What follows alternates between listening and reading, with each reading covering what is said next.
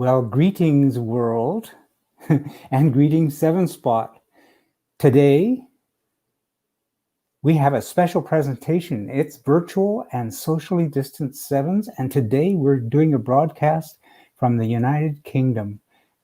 It's a day I've long waited for. We're going to be doing a shop tour of MK Sportscars. And on the other end of the line, I have both Sean and Neil, and I'm going to bring them in straight away. Hi there, Sean. Hi, Jim. And hi, Neil. How are you doing? I'm going to welcome everybody to. I'm just going to say this quickly. I've long said these things are not about me. They're about the community that we are building. And I have looked forward for such a long time to doing this with MK because, you know, quite frankly, I just finished telling you off air, my car has got more of your plastic on it. And I built my car a long time ago. And aside from that, I know that my space frame was copied from an MK Classic. So without further ado, I'm going to turn this over to Sean, and he's going to give us a shop tour. So I thank you, and the floor is yours. Well, Jim, thanks for giving us the opportunity. As we say, yeah, like I agree with you. It's all about the community. I think we try to do that as well with our customers. We try to, where we can, invite everybody in. We do our walk videos and just to see what, you know, get people to go what's going on. But yeah, if you have any questions, Jim, or you want us to point us in a direction, if you see anything that you spy on the camera, you think what we hiding behind there, then we're quite happy to work with you on that. Don't worry about that. But yeah, what we do is like we do every week, we head outside in the workshop. We'll show you what we've got out there at the moment and today, and hopefully the rest of the world will see what MK Sportscars is all about if you don't know already. So yes, fantastic. Oh, is it week 36? Yeah, so this will be like our workshop walk video in a way, really. Like, so we'll stream that out there as well. So a couple of bits and bobs. Excellent. We'll head out here. This is the office area, and then we'll head out into the sort of main workshop area for us. Outgrown this premises, though. We are looking always for new premises at the moment. We've outgrown it, but I suppose it's all about the cars, really, isn't it? As well as the people. So fresh in today, we've got a track day event next weekend. My own S2000 car. So we've got a Honda 2-litre VTEC engine. F20C is more commonly known, maybe in the US or etc. You know, they're good 230 plus horsepower engines. I'm just fitting new front anti-roll bars actually today. A bit of spare time on my own car. Don't get very often. But yeah, it's very custom in a way, custom colour, etc. It needs a rebody at some point. So it's built from running in the Mag 7s, this car. But never got to race. Too busy with work. So yeah, she's going to get refreshed, ready for full nut and bolt check, spanner check over, right the way through ready for next weekend's track day event. But cracking engine, honest. Really popular at the moment. It's a stonking road, track, cruising. You know, it ticks so many boxes. This engine. This is running about 230 at the moment, but the VTEC kicks in a bit earlier. It's about 4,500. The VTEC kicks in on this, so you get all that earlier power band and you get the exhaust note change. So you get all of the grunt. They only make sort of 150, 160 foot-pound of torque. They're not massively torquey, but it's a bike engine strapped into a car engine kind of scenario. So they work, you know, really well. 6-speed box straight out of the Honda. This has actually got the Honda diff in it as well, but this has got awesome brakes on it. We've got wheelwoods all round. I really went monster brakes on this thing. Stops, yeah, tears your face off. So yeah, all good, but pretty simple in here because we kept it simple. Everything was made super lightweight on this. Just it didn't matter if it got bent or etc. Because even the wings, which we don't normally do, but look at the wings, they even flex. They were so light, just to make it as light as possible. It's, you know, it's a race car. It's purely a race car. Is what it was made for. So yes, that's the Honda Indy RR, that is. So yeah, our RRs are the rose jointed chassis. This one here, so they're all rose jointed rather than the poly bushes as well. So but you can see pretty clean install, very easy to work on. Between the RR and the poly bushes, what does this give you? So the RR gives you way more adjustability on the vehicle. I'll show you actually. I'll just quickly nip here. Yeah, I had one made earlier, but these can come in a few different colours. But a polybrush car, when we talk about that, here you go, nice green ones for you. These go in with a crush tube instead of the rose joints here. So they're very pliable for the road, which, you know, perfect for the road. But if you've got a race car and you want to adjust the vehicle up and you want that precision into the vehicle, the rose joint's definitely the way to go. Oh, that's nice. Yeah, all four corners on the RR, yeah, straight the way through. And that's where we're just putting these new blade anti-roll bars on. That's what's going on at the moment. Being fitted at the moment. New sort of set of blade anti-roll bars. Adjustable blade ones. So, yeah, under the cover. We cover all our cars. Can't be bothered washing them again. We got the Indy RR again. This is our demonstrator. Hayabusa. Yes. Generation 1 car. You got a booster in yours, Jim? I do. Yeah, Gen 1, Gen 2? Gen 1. Gen 1, okay. Yeah, so this is Generation 1. Not quite stock. Got a little bit more in this. She made 206 horsepower. You know, they're 175 stock.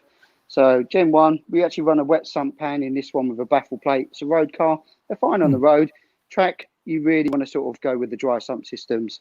But pretty clean car. We've got a paddle shift system on it here for the cow horn system. Really simple. Up and down. And Digi-dash in there, DD2, etc. Flush mounted. Yeah, alley switches.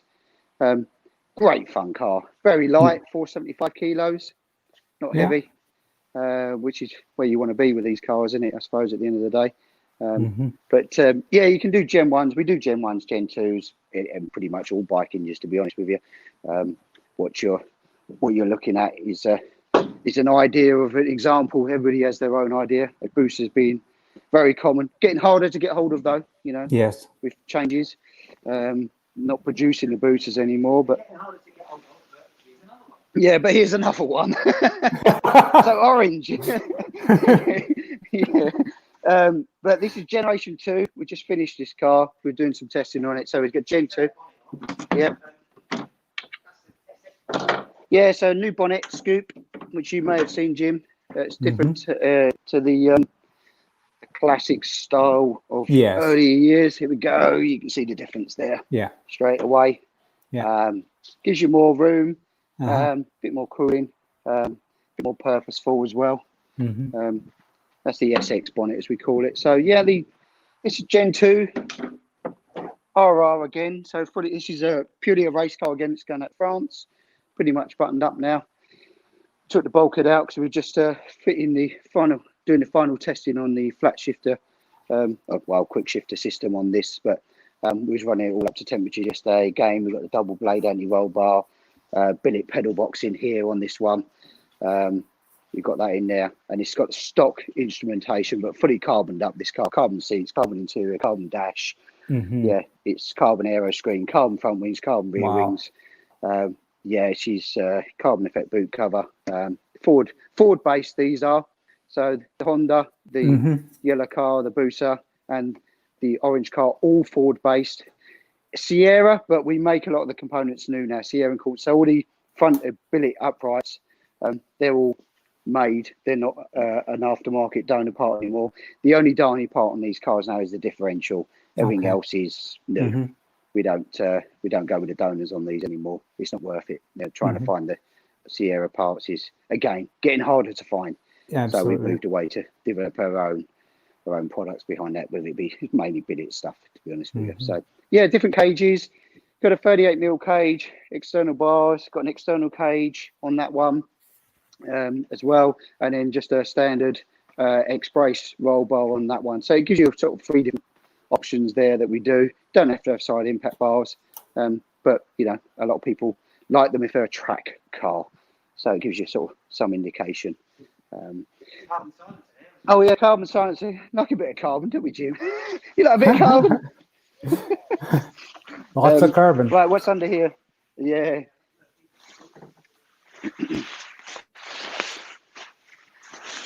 So moving away from Ford based to Mazda.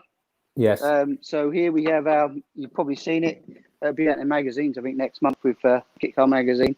I Complete love Kit Car. that color combo. Yeah, it's been quite popular, Jim, if I'm being honest. Whether it be with yellow, whether it be with green, whether it be with orange, etc. The greys have really sort of come alive. I think it's a you know, it's a bit of a modern day colour, isn't it, with the Audis and Porsches and that throwing these colour schemes out there. So this is the so Mazda based kit, all Mazda run gear, single donor vehicle, all MX5 running gear, generally Mark II 1.8s. You can use the Mark 1s and you can use the Mark 2.5s as well. This is a standard BP MB engine. A little TD04 on there turbo, which is, you know, Subaru Impreza based. Our own manifold, our link pipes, our intercooler and radiator system. Make loads of power. This is dialed down at 220 horsepower, but you can go up to 250 on the stock engine. This has got sort of a standard dash in it of GRP with a standard sort of clock, but we do the same instrumentations off the Mazda. Different cage, 50mm cage on this. No side impact bars, so another option there. And then you'll shoot down there. This is the polybush base car. You can see the difference in the wishbones on the front there. We can do these on an RR as well, fully rose jointed. We do that, and a round tube chassis rather than a square tube. This is the round tube chassis, which is on the booster here. It's all round tube right away everywhere, whereas the Mazda one's all square tube. So we do both. It's a little bit of weight saving in the round tube, but not really in terms of performance or strength, and that it's pretty much the same. So this runs ME221 management and everything's so front to back, so front uprights, rear uprights, engine, gearbox, prop, diff, drive shafts, handbrake lever, handbrake cable, fuel pump, fuel filter, instrumentation, ECU, wiring, and all of that is your braking system is all off the Mazda. And so it's a very cheaper way to get into the vehicle. Yeah, this has got a wheelwood upgrade, but you know you can understand it. Nice. Okay, got it. And you have an available upgrade for reinforcing the Mazda diff as well, do you not? Yeah, actually, I've just done 2 of them this morning. We've been busy this morning. So here's 2 we made earlier. We've got 2 in for customers. What we was doing. Lost you. Yeah, a Wi-Fi, Jim. Yeah, I see you fine. Wi-Fi. Yeah, no, I'm here, and you're okay, there. you see, just fine, Neil. Yeah, that's okay. There we go. So we do both sides. You can see 2 that we've done. Welded those up, bracing front and rear. Yeah. On those. It's an important thing. Yeah, it's a very important thing. Yeah, it's a known thing on the Mazdas. Unfortunately, it's a design aspect of the Mazda MX-5 for rear impact. I think in the US, wasn't it? I do believe so. As general, but yes, that's a Mazda. We'll roll on down. Oh, another booster. Saying they're rare, I'm hard to get hold of, but yeah, we'll find another one just to uncover that. You may have seen this has been running on a bit of a project.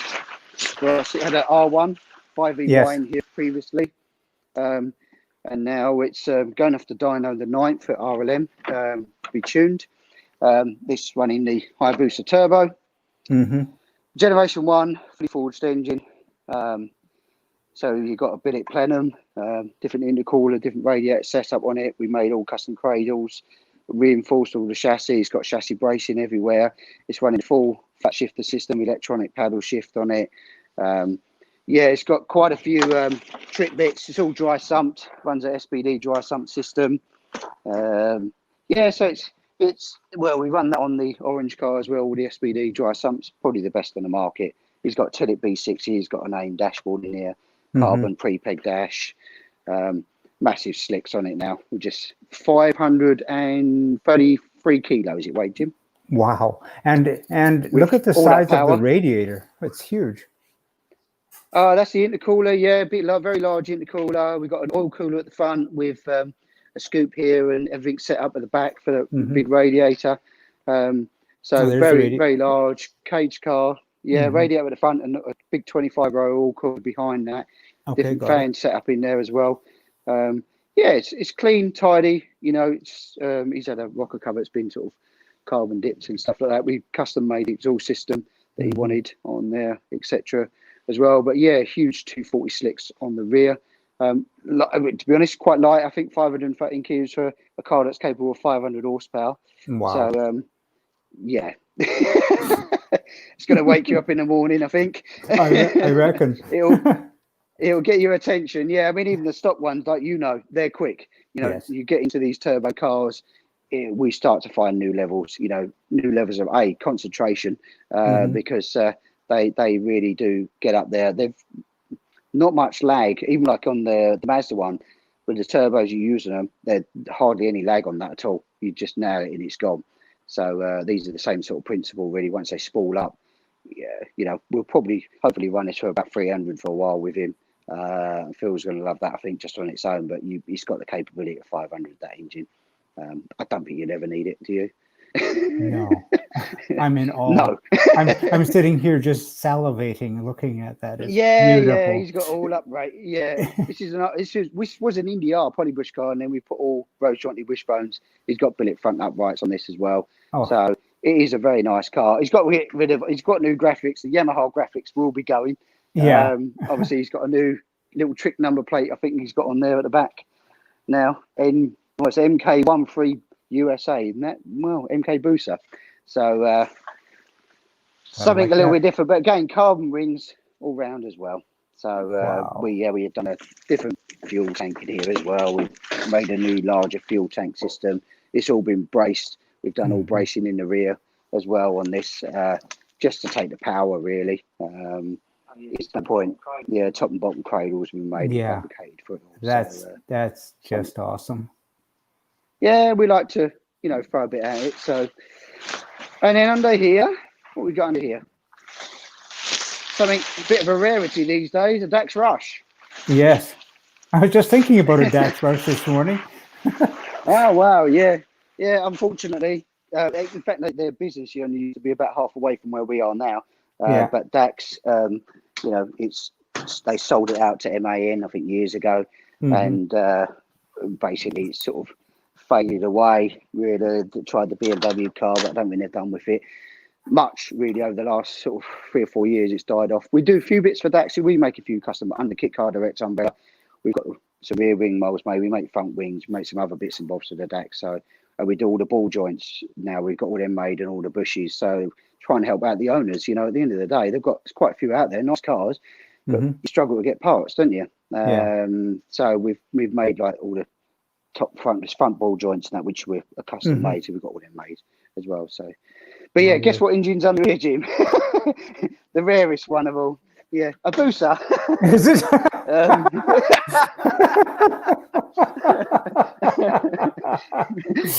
We can't get them, but yeah, it's a Busa. So yeah, I think I know why the Busas are hard to find. That's because you have them. Yeah.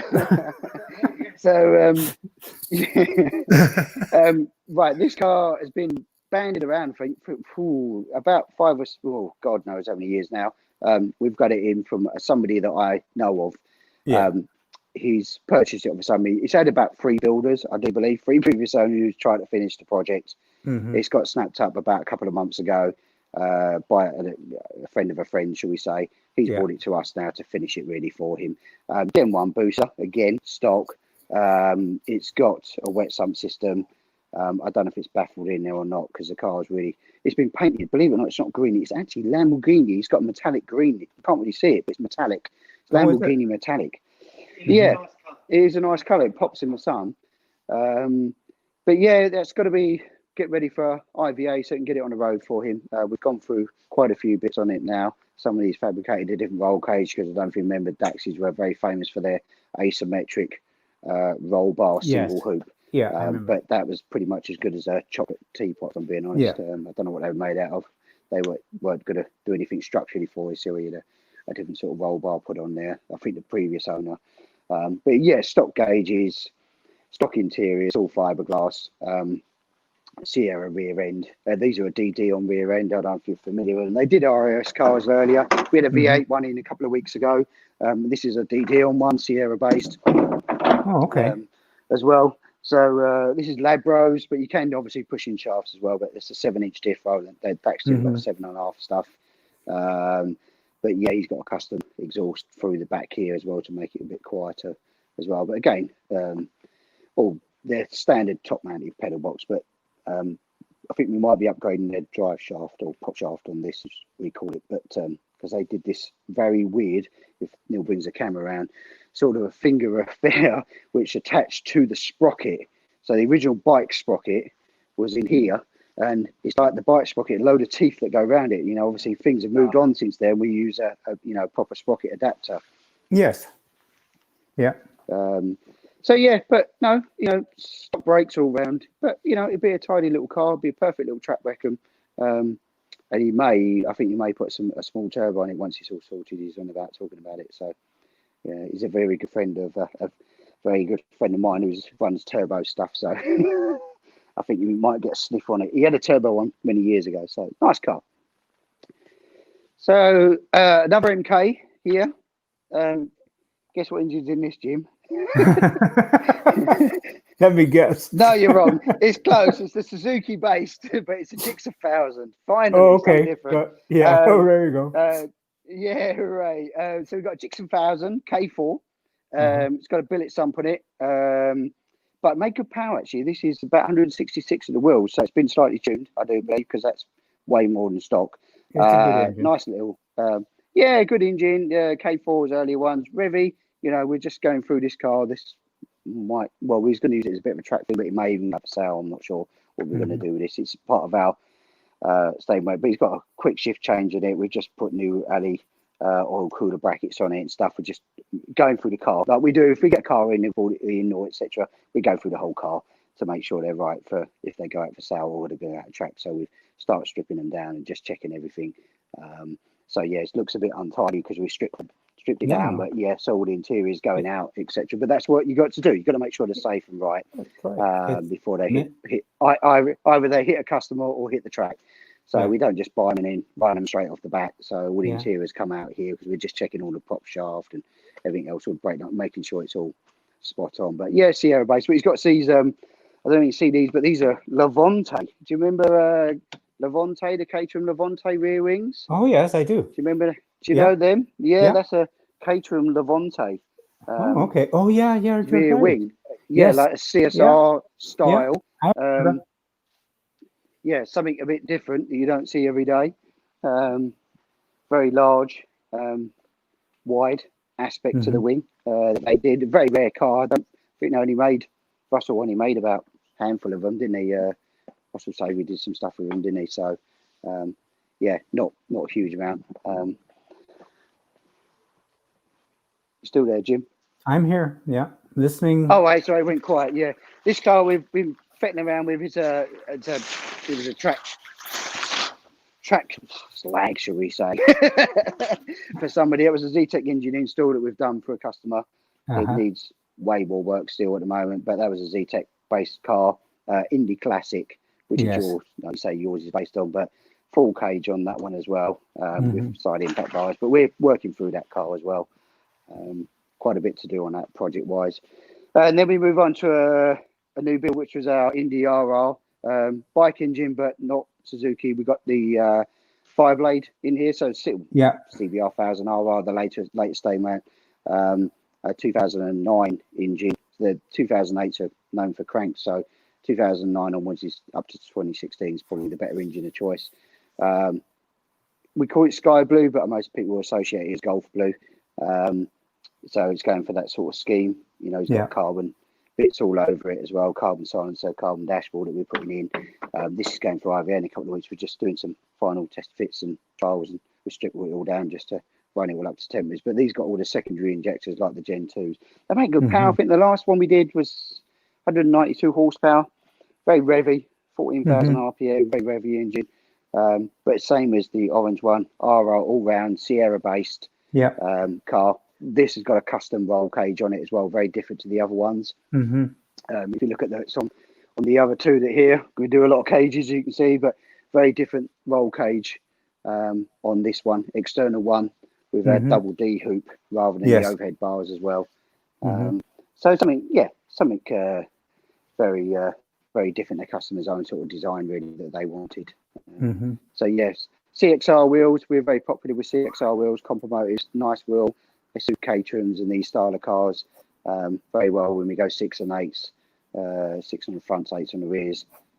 They're nice style wheel as well. So. And under here is actually one of our own customers, one of our staff members. We've got to help him out because he blew his gearbox up. It's a Tiger. It's a bit rough.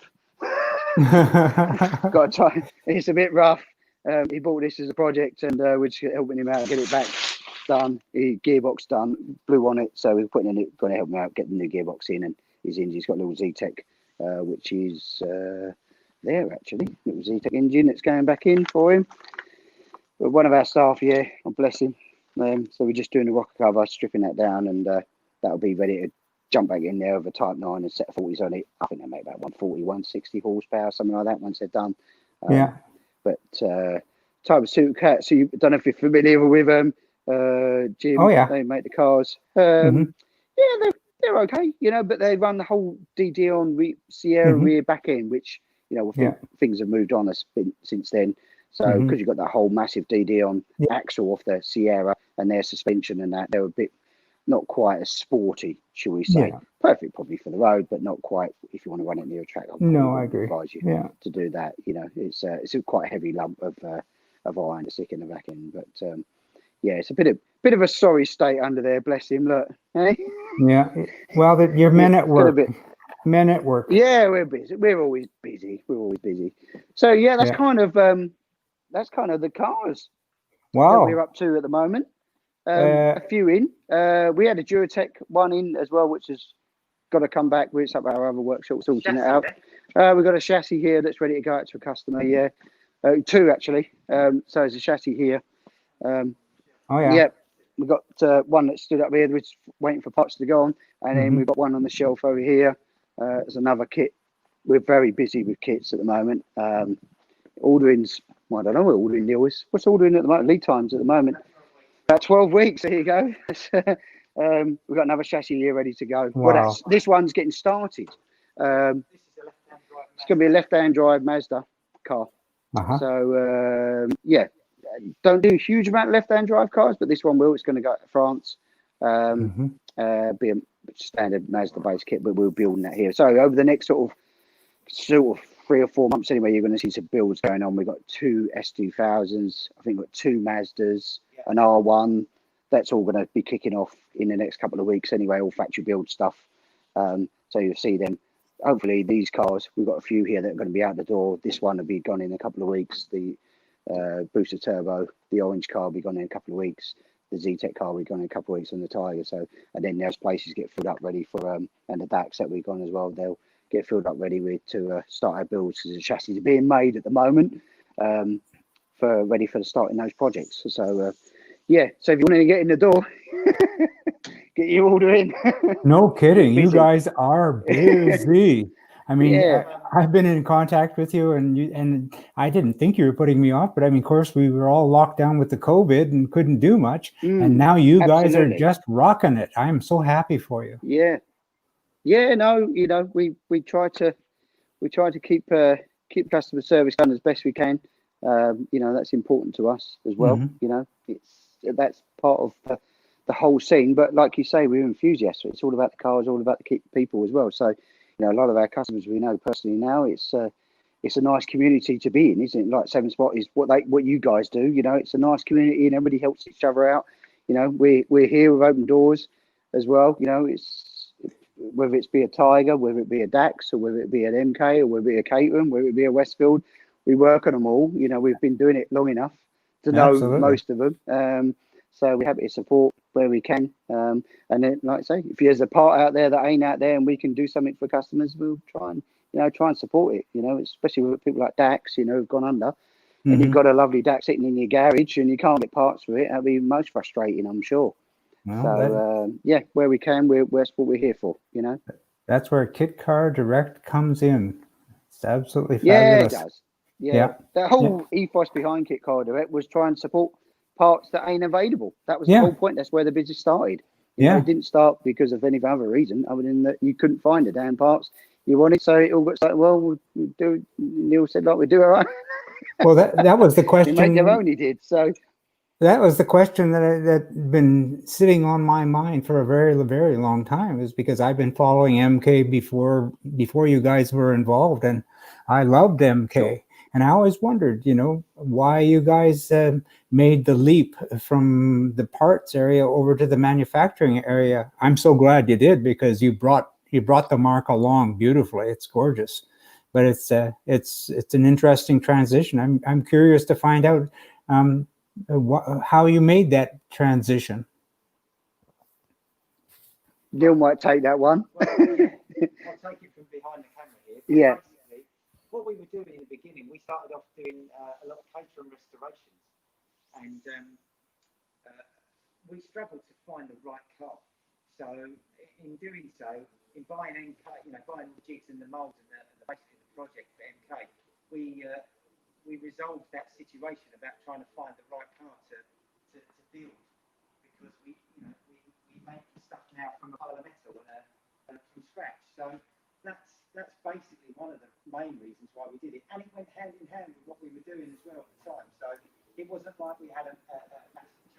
Well, Sean, Neil, sorry to interrupt, but I don't think you're wearing your microphone, and we just caught little bits of that. Sean, would you mind just giving a recap of what Neil just said?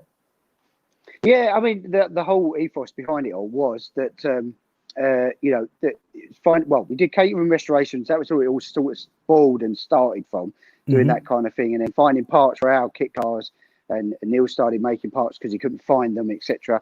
So, right. And then people were wanting them. You're putting them on the cars, and people said, "Oh, can you make me one? Can you make me one?" And it sort of kicked off, and then different products got developed.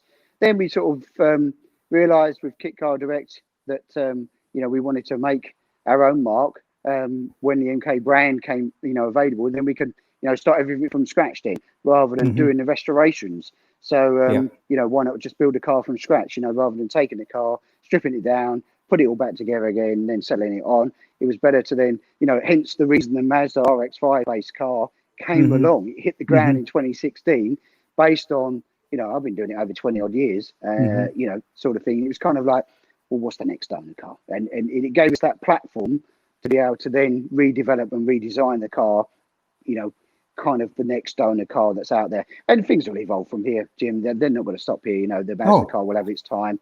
And all our other Ford-based stuff is really not Ford anymore, apart from the diff.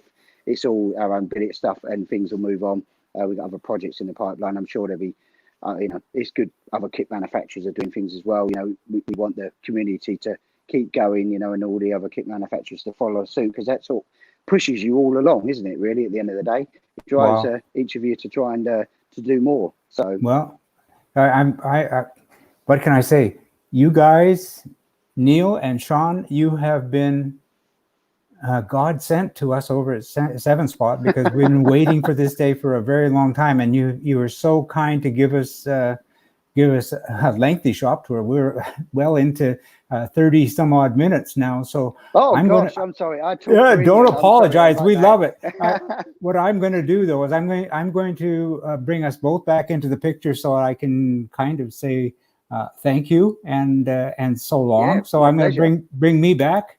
There I am, and there you are. From us at SevenSpot, we want to say thank you. It's been glorious. And now we have a better insight of not only what you're doing, but the ethos behind it, because that's really, for me, it's all about the stories, and you've really filled in the blanks for me, because just like it says back there on the screen, MK, there's the Mazda kit, and hopefully we're going to find someone who can help move your product along on different shores one day, and we'll try. That's the goal. Yeah, we'll be in contact on that as well. So can I say thank you for all of us? And I'm going to say, gosh, it's been wonderful, and have yourself a great day. And we will. Thanks again, guys. Thanks again, and thanks SevenSpot. Thanks for your support. Without you guys, we can't do what we do. So, that community that's out there, thank you guys, and for your continued support, and hopefully we can, continue to give back. Wonderful. Thank you so much. Cheers for now. All right, Jim.